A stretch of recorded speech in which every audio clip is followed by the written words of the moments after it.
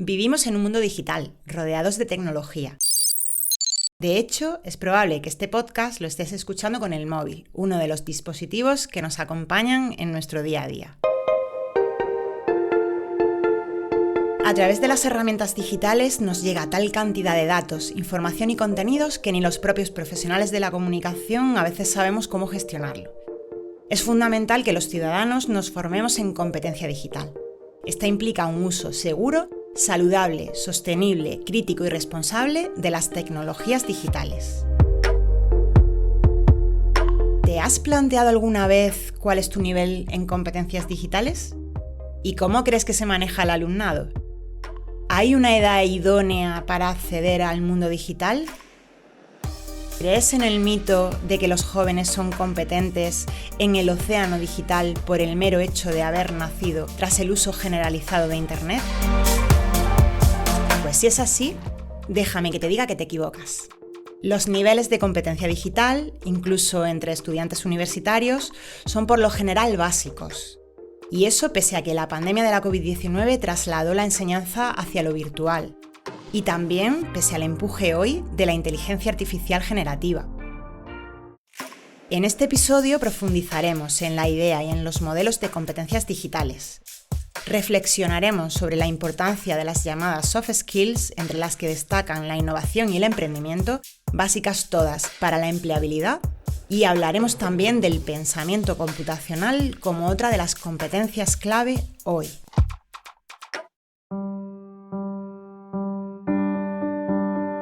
Unas competencias esenciales para enfrentarse a una sociedad digital compleja y cambiante, que ofrece grandes posibilidades, pero también enormes desafíos. ¿Preparada? ¿Preparado? Arrancamos un nuevo episodio de Los Innovables. Los Innovables, un podcast de la UNIA. Episodio 3. Estudiantes competentes hoy, profesionales de éxito mañana.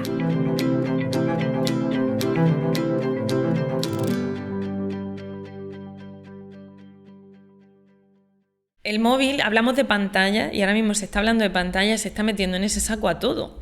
Y ya hemos dicho que la tecnología no es neutra, pero con las pantallas se pueden hacer muchas cosas.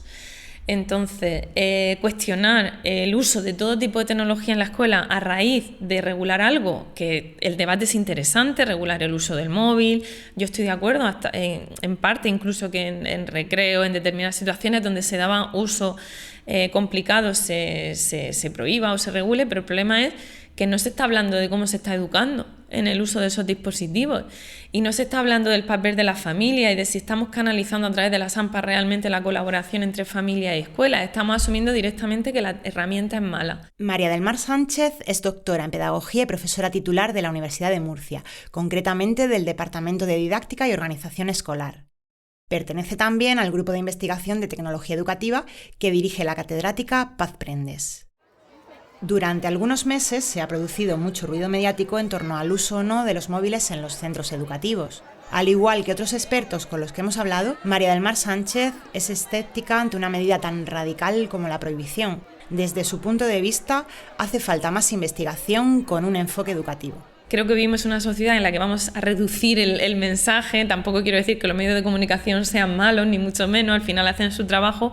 Pero sí que salió PISA ya enseguida, los móviles son malos. Y luego veías que PISA no decía eso, que decía que tan malo era no utilizar nada la tecnología como utilizarla en exceso. Por lo tanto, creo que tenemos que ser críticos, reflexivos y que de hecho esa parte del pensamiento crítico respecto a la información digital es parte de la competencia digital. O sea, volvemos al mismo punto, ¿no? A educar, acompañar y alfabetizar. De hecho, existen estudios que valoran positivamente el uso de dispositivos móviles inteligentes, teléfonos, tabletas, como herramientas de aprendizaje. Es el llamado mobile learning.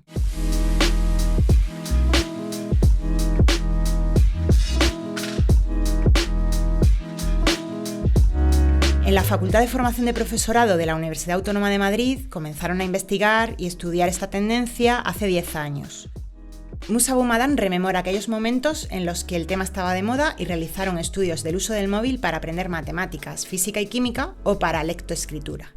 Entonces nosotros sí vemos, ¿no? Y hemos visto que trabajar con dispositivos móviles, además de fomentar el desarrollo de la competencia digital en los aprendices para que entiendan que el dispositivo móvil, además de poder entrar a tus redes sociales para consultar qué están haciendo los amigos, sirven para más cosas.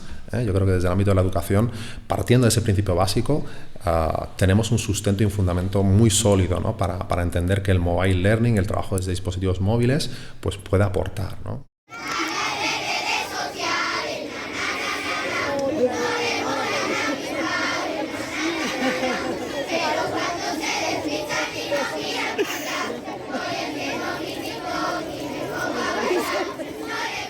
Desde esos años de investigación sobre el mobile learning ha llovido mucho, hasta el punto actual en el que se ha optado por la prohibición como mal menor en un mundo donde los móviles generan adicción a muchas personas.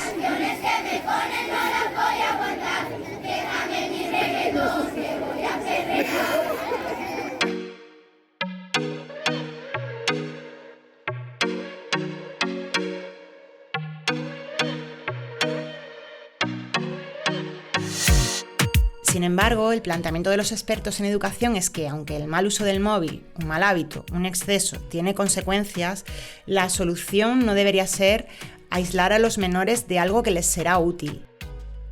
Vivimos en una sociedad híbrida, conectada, y los niños y niñas se tendrán que mover en ella. La catedrática de Tecnología Educativa de la Universidad de Murcia, Paz Prendes, cree que es un error grave. La escuela no es una caja cerrada, aislada de la sociedad. La escuela tiene que conectar con las necesidades sociales y es una necesidad de la sociedad del siglo XXI aprender a usar las tecnologías. Prohibidos los móviles, y con eso pensamos de verdad que vamos a resolver los problemas sociales y de uso de las tecnologías, prohibiendo, o sea, somos tan ingenuos, porque yo lo que creo es que es de una ingenuidad pasmosa. Ojalá con esa medida resolviéramos los problemas de uso de las tecnologías, ya me gustaría a mí. Pero no es así, todo lo contrario, los vamos a agravar, porque lo que se hace en un contexto escolar es un uso controlado. Claro. El uso descontrolado lo hacen fuera. Niños, adolescentes, jóvenes e incluso adultos deben tener un mínimo de lo que se conoce como competencias digitales. La competencia digital implica, insisto, un uso seguro, crítico y responsable de las tecnologías digitales. Un uso competente a todos los niveles: aprendizaje, mundo laboral, participación en la sociedad e interacción a través de estas tecnologías.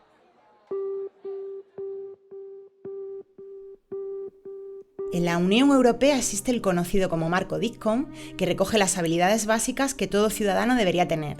Se dividen en 5 grandes áreas. Primero, búsqueda y gestión de información y datos, desde buscar información a evaluar datos y gestionarlos. Segundo, comunicación y colaboración, interactuar, compartir o gestionar nuestra identidad digital. Tercero, creación de contenidos digitales, desde desarrollo de contenido a copyright y licencias o programación. Cuarta, seguridad, protección de dispositivos, de datos personales y privacidad, etc. Y quinta, resolución de problemas. Pensemos ahora y seamos sinceros con nosotros mismos. ¿Cómo andamos en relación a estas competencias? Os propongo un juego. 5 preguntas rápidas, a ver qué tal os va. Primera, ¿es posible modificar los códigos PIN y PUC de la tarjeta SIM? Segunda, ¿cómo puedes comprobar que el sitio web en el que te piden datos personales es seguro?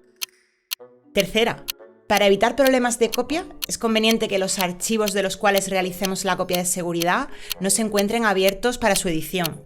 ¿Verdadero o falso? Cuarta, ¿sabes qué son las licencias Creative Commons? Quinta y última, necesitas enviar un archivo de 200 megas. ¿Cuál de estos servicios crees que es más aconsejable? Opción A, email. Opción B, aplicación tipo GPT. Opción C, aplicación para transferir archivos online. U opción D, red social. ¿Qué? ¿Cómo os ha ido? Algunas de las preguntas anteriores están tomadas de un test de la propia Unión Europea. Welcome to this short video on the Digital Self-Assessment Tool. This tool aims to help you discover the level of your digital skills Si sigues nuestras redes, a lo mejor te damos alguna pista para responderlas. On the initial page of the tool, you can learn more about the digital self-assessment tool, such as the competency areas. Y si os apetece poneros más a prueba, lo podéis hacer en la web europa.eu/Europass con /Digital Skills con S. Pero ahora no. Continuad escuchando que seguro que aprendéis.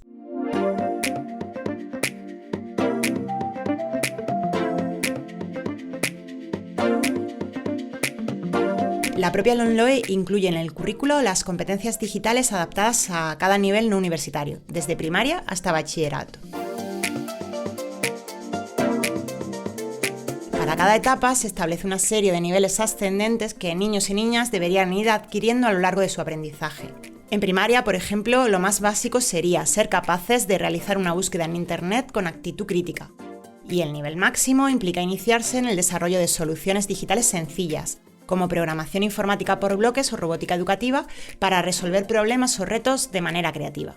Existe también un marco para docentes, el DIC con Edu, que veremos en otro episodio de Los Innovables.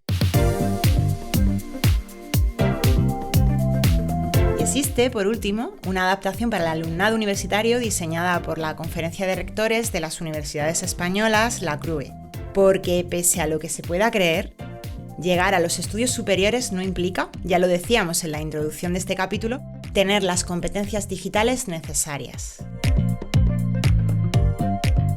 Hoy en día ya está bastante superada la idea de que los jóvenes tienen un buen manejo porque nacieron en la era digital. Ser nativos digitales no los hace ser competentes digitalmente.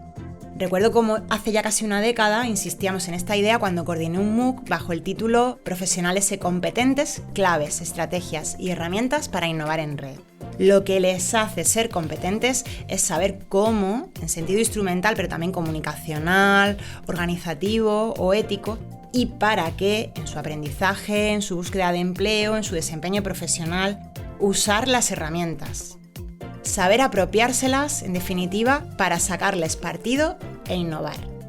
Así que hay que continuar enseñándoles a usarlas de forma crítica, como resalta el catedrático de Tecnología Educativa de la Universidad de Sevilla, Julio Cabero. Hay un mito que yo creo que ha hecho bastante daño, ¿no? Que es el mito de los nativos y emigrantes digitales, ¿no? Pensar que porque ellos nacieron en un momento histórico específico ya son completamente exitosos en el manejo de las tecnologías. Posiblemente lo que sean es bastante competentes instrumentalmente, pero eso, incorporarlo a un proyecto educativo, incorporarlo a un proyecto formativo, pues hay bastante distancia. Y eso se ha visto, por ejemplo, durante los momentos de pandemia, donde muchos docentes que pensaban que iba a ser una transformación bastante natural para los estudiantes, se han dado cuenta que muchos estudiantes no sabían qué hacer con la tecnología. Según Cabero, de hecho, las universidades deberían apostar por la formación de sus estudiantes. Pero yo creo que también hay que establecer planes de formación para los estudiantes, y en muchas universidades se hace. Yo te diría que en casi todas, pero lo que se hace fundamentalmente es decir, voy a enseñar a manejar la plataforma que tiene esa universidad, sea Moodle, Canva, sea Blackboard, sea la que sea, ¿no? Y yo creo que lo que es al contrario, lo que hay también que formarlo, es decir, ¿esto usted cómo lo puede utilizar, ¿no? Y en ese aspecto, pues también las instituciones tienen un fuerte de responsabilidad, ¿no? La misma CRUE, el Consejo de Rector de Universidades Españolas, sacó en su momento planes de capacitación para los estudiantes, ¿no? Cabero incluso prevé que, al igual que ya se está reclamando una certificación a los docentes en capacitación digital, también será exigible para el alumnado, como ocurre actualmente con las competencias en idiomas. Las competencias digitales adaptadas al ámbito universitario también giran en torno a las áreas que hemos visto en el DICCON. Las recordamos. Primera, información y tratamiento de datos. Segunda, comunicación y colaboración. Tercera, creación de contenidos digitales. Cuarta, seguridad. Y quinta, resolución de problemas. Dentro de ellas destaca la alfabetización mediática, crucial según la Unión Europea para que ciudadanos de todas las edades puedan navegar por entornos de noticias y tomar decisiones informadas. Es decir, es un superpoder contra la desinformación y las noticias falsas que, por desgracia, tan frecuentes son hoy en entornos digitales. Bueno, yo soy Víctor González, soy profesor contratado doctor en la Universidad de Murcia y trabajo en el grupo de investigación de tecnología educativa y en el grupo de innovación de tecnología educativa. Víctor González es otro de los expertos de nuestro Club de los Innovables. Durante nuestra entrevista realizada en la Facultad de Educación de la Universidad de Murcia, nos explicó cómo algunos estudios demuestran que la alfabetización mediática de los estudiantes universitarios es muy básica. Cuando hablamos de la competencia digital, la primera habla de la búsqueda de información y la gestión de información. Lo que se observa hoy en día, y con datos hemos hecho estudios y proyectos de innovación relacionados con ello, se observa que el alumnado, su forma de buscar, de gestionar, de analizar la información es muy básica. No le han enseñado, no tienen esas capacidades para analizar la información y saber discernir cuál es la más adecuada o no a la hora de, a nivel profesional sobre todo, ¿no? A nivel de ocio, pues sí saben encontrar, pero no saben. Entonces es necesario enseñarle al alumnado a desarrollar esas habilidades. Por ejemplo, hace unos años hicimos un proyecto de innovación en el que le pusimos actividades específicas para desarrollar cada una de las dimensiones de la competencia digital. Y al finalizar el proyecto vimos cómo el alumnado, desde el inicio al final, se sentía más capacitado a la hora de buscar información y saber analizarla. Es decir, que solo con un cierto número de actividades ellos ya veían resultados en sí mismos. La profesora de Pedagogía y directora de Secretariado de la sede de Baeza de la UNIA, Juana María Ortega, nos recuerda un concepto muy interesante, el de prosumidores. Somos consumidores de tecnología. Y no nos damos cuenta de lo importante que es no solamente ser consumidores, porque cuando consumimos tecnología ya no es el uso de un móvil, sino el mensaje, la información que nos están transmitiendo a través de ese móvil. Entonces tenemos que cambiar el chip, tenemos que empezar a ser receptores críticos de ese mensaje que nos transmite la tecnología. Y para eso hay que educar y para eso hay que formar y entonces darles las opciones, las herramientas para que sean prosumidores, es decir, que sean capaces de ir un paso más allá, de saber cómo funciona esa información que me están transmitiendo, los medios de comunicación, la tecnología, etcétera, etcétera, y darles la vuelta, que vean qué mecanismos utilizan para transmitirme esa información, cómo lo hacen y que sean capaces de manejar ellos también esos mecanismos. Una buena alfabetización mediática dará pie a otras habilidades como el manejo de datos y fuentes y posibilitará hacerlo de manera segura y con capacidad de solucionar problemas. Y les servirá también a la hora de la creación de contenidos digitales, que es, recordemos, otra de las áreas que miden si una persona tiene competencias digitales o no. La catedrática Paz Prendes resalta que es importante enseñar a nuestros estudiantes a ser críticos con toda la información que reciben, a no conformarse con una única respuesta. Y bueno, decía Barlow ya en los años 80, fíjate si ha llovido, que la información digital era como vender vino en botellas sin etiquetar. ¿Qué significa eso? Pues eso, vino a granel, no tengo etiqueta, no sé si es de marca o es vino barato o es de garrafón o es... Entonces él hacía ese símil para entender que la información que circula por internet, alguna va con etiqueta, va con autor y otra es de garrafa. Entonces en esa información, en ese vino de garrafa, en toda esa información que circula y que no sabemos de dónde viene, a dónde va, quién la ha producido, pues como mínimo hay que tener ese espíritu crítico de decir no me lo tengo que creer al 100%, tengo que ir a otras fuentes, comparar y al final sacar mis conclusiones.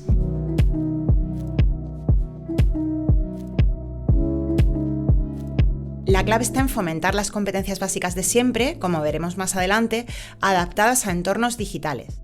Por ejemplo, la gestión de información y el análisis crítico para lograr con éxito obtener información de calidad online, detectando sesgos y contrastando cualquier posible error o desinformación.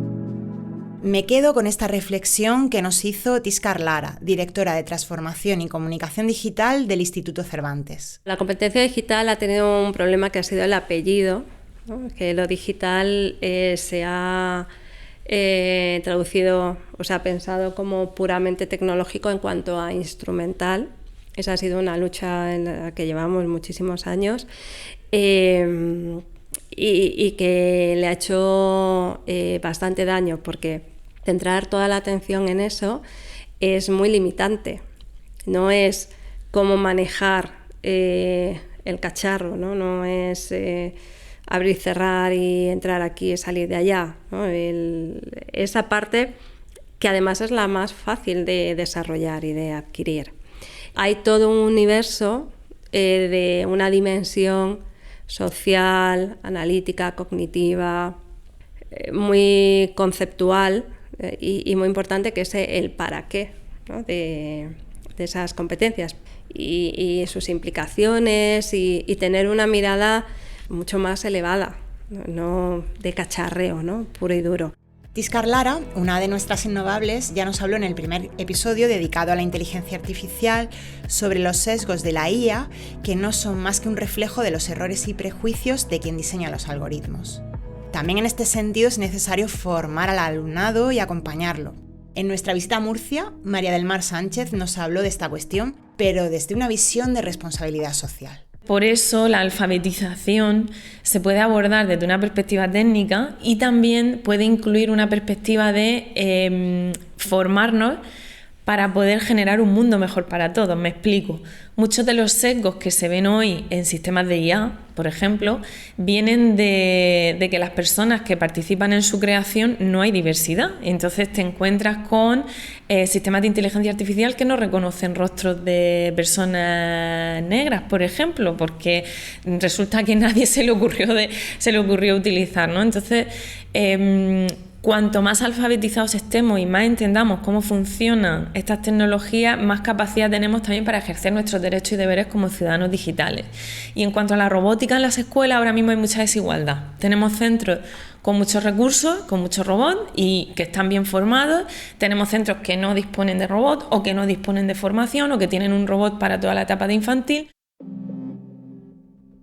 Precisamente a raíz de estas desigualdades entre centros nació el proyecto Robótica por la Igualdad al que pertenece.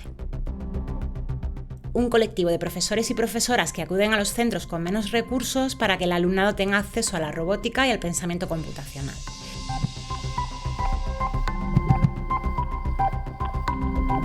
Y es que, igual que existen brechas económicas en el mundo en general, las hay también en el mundo digital. Y eso convierte a los alumnos con menos recursos en más vulnerables ante riesgos como el ciberacoso. Víctor González subraya que esas desigualdades son especialmente visibles en primaria y secundaria, pero que incluso pueden persistir en la universidad. También se ha detectado una brecha de género en el mundo digital. Una de las principales, que uno de los estudios que hicimos hace no mucho, se ve a nivel de género. Porque las mujeres se sienten como menos capacitadas. No es que no sean capacitadas, sino que ellas se sienten así. Los hombres suelen mostrar como se autoperciben con más habilidades a nivel digital que las mujeres, que después cuando te pones a probarlo es exactamente lo mismo, pero ellos se autoperciben mejor. Entonces es una brecha realmente que hay que superar, ¿no? De que mostrarle a las mujeres que son igual de competentes a nivel digital que los hombres y viene muy en relación pues todas estas políticas que se están haciendo también en relación al propio género, ¿no? De reducir esa brecha. Hasta ahora hemos hablado de las competencias digitales, pero para tener un buen manejo de estas es necesario tener determinadas competencias básicas, que son transversales, esto es, independientes de la materia de especialización y conocimientos, habilidades y destrezas específicas de esta. Si hablas del trabajo en equipo. El experto en tecnología educativa Juan Freire lo explica con un ejemplo muy gráfico. No puedes pensar hoy en día en el trabajo en equipo sin tener en cuenta todas las competencias digitales que requieres para trabajar en equipo. El trabajar en equipo es un ejercicio que requiere el manejo de tecnologías y el manejo de formas de relacionarte, de comunicarte, de interaccionar con otras personas con interfaces y en entornos digitales. Entonces casi para mí es como en cualquier si utilizamos la clasificación de competencias, cualquier competencia que quieras desarrollar, ¿cuál es el papel que tiene lo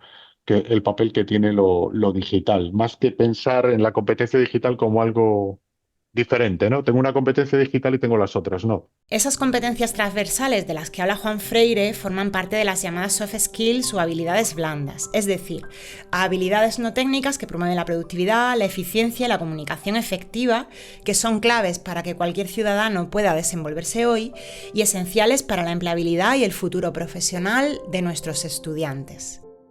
El profesor de la Autónoma, Moussa Boumadan, también nos habló de ellas. Creo que a nivel curricular los solemos llamar habilidades transversales y tendemos a quitarles demasiado peso cuando en realidad si salimos ahí fuera nos damos cuenta de que lo troncal o esencial de la educación, que es leer, escribir, tener nociones matemáticas, es fundamental, no es innegociable. Pero ser una persona resiliente, ser una persona empática, ser una persona con capacidad comunicativa, ser una persona que sepa trabajar en equipo, creo que es incluso no más esencial, pero sí es ese valor agregado que te hace ser diferencial, ¿no? Entonces, con ese pack, si somos capaces de la escuela de trabajar ese tipo de habilidades con nuestros alumnos, además, ¿no?, de lo esencial y lo troncal, les vamos a dar algo de gran valor, ¿no?, para desenvolverse ahí fuera. Las soft skills o habilidades blandas son muchas. Comunicación, trabajo en equipo, resolución de problemas, flexibilidad, pensamiento crítico, organización, adaptabilidad, creatividad. Incluso, como decíamos al inicio, podemos entender la innovación y el emprendimiento como parte de estas competencias. ¿Y cómo se entrenan estas habilidades no técnicas? Los enfoques de aprendizaje activo basados en método del caso, resolución de problemas, aprendizaje basado en proyectos y más que abordamos en otros capítulos pueden ser nuestros aliados. Y el propio pensamiento computacional. Recurro nuevamente a la profesora María del Mar Sánchez de la Universidad de Murcia para explicarlo. El pensamiento computacional implica el desarrollo de una serie de habilidades, ¿no?, a partir que están relacionadas con conceptos de la informática. Entonces, cuando comienza la robótica, y todavía no se hablaba en sí de pensamiento computacional, pero sí se tenía esa idea de Papert y de los distintos creadores de los primeros robots con finalidad educativa, se tenía la idea de que aprender a programar implicaba el desarrollo de una serie de habilidades de pensamiento que tú luego podías aplicar en otros contextos de tu vida, ¿no? Y se hablaba mucho de la alfabetización desde esa perspectiva, que era, al igual que aprendemos a leer y a escribir o aprendemos el lenguaje musical, ¿no?, aprender a programar nos enseña a comunicarnos con los ordenadores. Posteriormente, Janet Wynne es la que realmente establece esa idea de pensamiento computacional, relacionándolo ya no tanto solo con el hecho de programar o utilizar robótica, sino que el aprender determinadas cuestiones relacionadas con la informática, reconocimiento de patrones, pensamiento abstracto, etc., luego lo puedes extrapolar a otros aspectos de tu vida, ¿no? ¿Recuerdas el concepto de prosumidores lanzado por Juana María Ortega de la UNIA? Pues según resalta María del Mar Sánchez, la LOMLOE incluye este concepto, pero fomentando la creatividad. Pero me interesa mucho cómo se abordan los componentes del pensamiento computacional y se plantean actividades desenchufadas y se plantea sobre todo la idea de que los estudiantes no sean solo consumidores de tecnología, sino creadores. Me explico, cuando se enseña la programación a veces es frecuente encontrar planes en los que se les va diciendo a los estudiantes como una receta de cocina paso a paso cómo tienen que programar un robot. Entonces, evidentemente al principio, cuando no sabemos cocinar, seguimos recetas de cocina, es decir, tenemos los ingredientes y vamos paso a paso, pero tiene que llegar un momento en el que tú ya domines la cocina y tú puedas crear tus propias recetas. Y ahí es donde yo creo que está el potencial, cuando tú ves a los estudiantes creando sus recursos y desarrollando, entonces ves ese desarrollo del pensamiento computacional y ves cómo luego lo aplican a otros contextos, ¿no?, de resolución de problemas. Saltamos nuevamente a Málaga desde Murcia. Como veis, este episodio está siendo movidito. Ahí entrevistamos a Coral Ruiz Rosso, pedagoga y experta en TIC y robótica. Al igual que María del Mar Sánchez, Coral está convencida de que el pensamiento computacional y la robótica educativa fomentan la creatividad, pero es que además ayudan al alumnado en otros aspectos. La frustración la toleran regular, porque en el momento que intentan montar dos piezas o intentan hacer la programación y no sale, ya es seño no sé, seño no puedo, esto es imposible. Entonces yo siempre digo imposible, no es nada, digo, porque luego al final siempre lo conseguí. El trabajo en equipo, por supuesto, a ellos les encanta ayudarse entre ellos mismos, además cuando ya han terminado te dicen, ¿puedes ayudar? Sí, sí, o ellos mismos ya me dicen, señor, ¿puedo ayudar? Y yo, ¿ya has terminado? Sí, digo, por mí perfecto.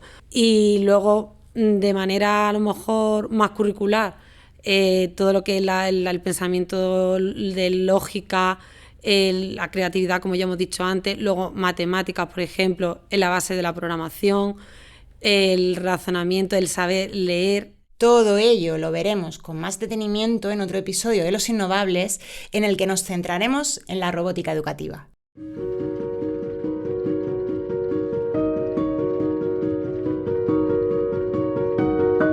Me dejo para el final otra competencia básica para el alumnado, el emprendimiento, pero no en el sentido que normalmente se le da, vinculado a la actividad económica y como acción de crear una empresa, sino como competencia esencial en cualquier actividad profesional, sea por cuenta propia o no, y en el sentido de intraemprender e innovar. El emprendimiento, tal y como lo focalizamos nosotros, es una competencia que puede ser trabajada igual que podemos trabajar la competencia digital o la competencia lingüística o la matemática o cualquier otra.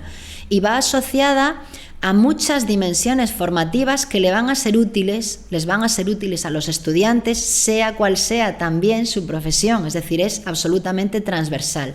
¿Qué queremos decir cuando hablamos de emprendimiento? Pues hablamos de promover personas que sean capaces de pensar de forma diferente, ese pensamiento divergente, que sean creativas, que sean capaces de encontrar problemas y proponer soluciones a esos problemas, que sean capaces de hacer propuestas originales, que sean capaces de gestionar equipos, que sean capaces de liderar equipos, que sean capaces también de gestionar una propuesta desde el punto de vista de que todo tiene su trabajo de gestión económica, de gestión empresarial, es decir, es un conjunto de dimensiones que al final van a ser fundamentales para cualquier profesional de cualquier rama.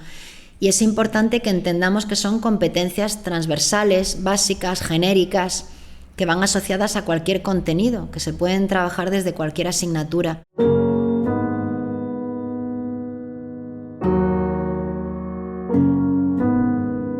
De esta idea de emprendimiento surge otra, el emprendimiento digital. ¿En qué consiste? El profesor Víctor González, también de la Universidad de Murcia, lo aclara. Nuestra idea es que hoy en día en nuestra sociedad digital, la mayoría del emprendimiento es digital, es necesario no solo tener esas habilidades para emprender, sino también a llevarlas a cabo a nivel digital, saber dónde buscar recursos en Internet, qué herramientas podemos utilizar para colaborar o comunicarnos con los demás, qué herramientas tenemos a nuestra disposición para mantener seguros los datos de nuestros clientes y nuestros propios empleados, y una serie de habilidades que lo llamamos los emprendimientos, todo a nivel digital. El equipo de Pazprendes está precisamente desarrollando un proyecto sobre emprendimiento digital financiado por el Ministerio de Ciencias y Universidades. En él participan docentes de diversa procedencia y áreas de conocimiento, servidora entre otros. El germen es otro, el proyecto En Digital, que se realizó entre estudiantes en Murcia con la financiación de la Fundación Séneca y que buscaba formar a los estudiantes universitarios en la competencia de emprendimiento digital a través de un modelo diseñado por ellos. Y ahora en el proyecto nacional lo hemos ampliado y queremos focalizar el emprendimiento en estudiantes, en docentes y en la propia organización, ese enfoque institucional, ¿no?, que creo que es tan importante cuando hablamos de cambio y de innovación. Y bueno, pues nuestra perspectiva de la innovación del emprendimiento va muy ligado la idea de emprendimiento a la idea de innovación. Hablamos, por tanto, de intraemprendimiento, entendido como el fomento de la actividad emprendedora disruptiva dentro de la universidad y de cualquier otra organización. Y si en algo deben innovar e intraemprender las universidades, en un contexto en el que es fundamental orientarse a los usuarios y personalizar su experiencia, es en su relación con el alumnado, empezando por la propia enseñanza-aprendizaje. En este sentido, la Universidad Internacional de Andalucía ha apostado por el llamado modelo ELIA de enseñanza-aprendizaje virtual, cuyo fin último es poner al alumnado en el foco del proceso educativo. Julio Ruiz, vicerrector de Innovación Educativa y Campus Virtual de la UNIA, Lo explica así. Un componente docente, donde va a haber distintos roles por parte del profesorado, va a haber un profesor coordinador de asignatura, docentes que van a apoyar, va a haber también tutores que van a ejercer de mentores a lo largo de todo el proceso en el que el alumno va a pertenecer a la unidad, desde que se matricula hasta que egresa en la universidad. El componente de diseño, es decir, hay que diseñar unos contenidos atractivos, actuales y de mucha calidad para que evidentemente marque la diferencia con otros estudios similares que puedan existir en el mercado. Y el componente de atención al estudiante, como te decía. Ahí sí es verdad que nos vamos a centrar muchísimo en ofrecer al estudiante una experiencia atractiva y un seguimiento personalizado a lo largo de todo el proceso. En la Universidad de Granada, por su parte, se están desarrollando diversas iniciativas que buscan sembrar la semilla del emprendimiento en el alumnado. José María Romero, profesor del Departamento de Didáctica y Organización Escolar de la Facultad de Educación de Granada, ve muy necesario este paso. Aquí, por ejemplo, en la Facultad de Ciencias de la Educación tenemos un vicedecanato de estudiantes, emprendimiento y empleabilidad y, por tanto, pues se está dando esa importancia. En la universidad también tenemos talleres de emprendimiento, hay concursos de emprendimiento para los estudiantes universitarios, incluso hay una modalidad que se llama Junior Empresa, que es para que los estudiantes, mientras que están estudiando, formen su empresa y puedan pues llevarla a cabo durante su año de carrera. Entonces pues hay iniciativas interesantes que deberían pues potenciarse, indagarse y sobre todo en educación, donde se ha olvidado un poco esa parte de emprendimiento y se ha enfocado más en lo que sería el funcionariado. Así pues, más allá de la experiencia de enseñanza-aprendizaje, fomentar la empleabilidad de los estudiantes y proporcionarles el apoyo necesario para su inicio profesional por parte de universidades y profesorado se hace hoy imprescindible. Desde Murcia, tanto María del Mar Sánchez como Víctor González coinciden al apuntar la importancia de la orientación laboral. Y es verdad que ellos a veces reclaman, ¿no?, que desde la universidad le ayudemos, ¿no?, a vivenciar ese cambio que luego ellos tienen que aplicar en otros contextos. Entonces yo creo que todo lo que sea conectarlos con su realidad profesional, hacerles ver también la importancia de la teoría y el nexo de la teoría y la práctica, que a veces ellos no la ven y a lo mejor nosotros no la sabemos acercar.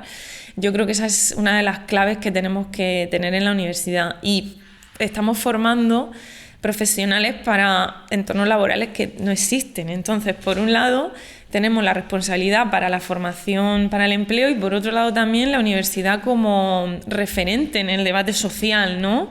Y personas críticas, reflexivas. Las organizaciones deberían replantearse cómo ayudan a sus estudiantes a que el día de mañana tengan un puesto de trabajo acorde a lo que están estudiando y no se queden en otras áreas.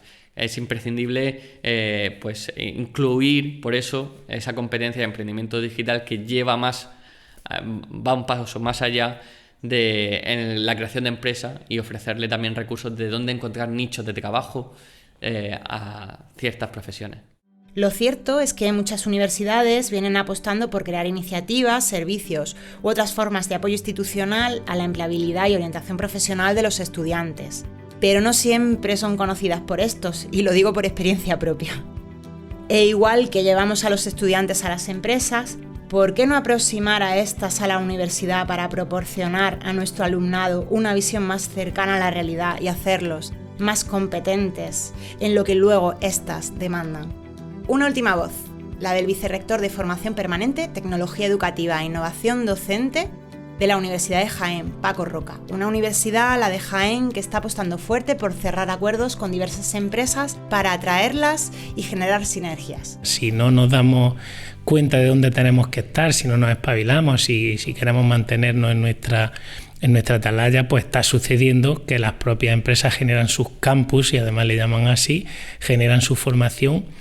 Incluso a la hora de contratar son capaces de equiparar en su baremo, pues el que tenga una titulación o un grado académico como informática, equipararlo con que tenga 6 meses de un curso específico que dan ellos mismos, ¿no? Entonces, bueno, ahí nos tenemos que dar cuenta que la formación, nosotros somos expertos en formación y la formación se tiene que adaptar a dónde vivimos, a lo que demanda la sociedad.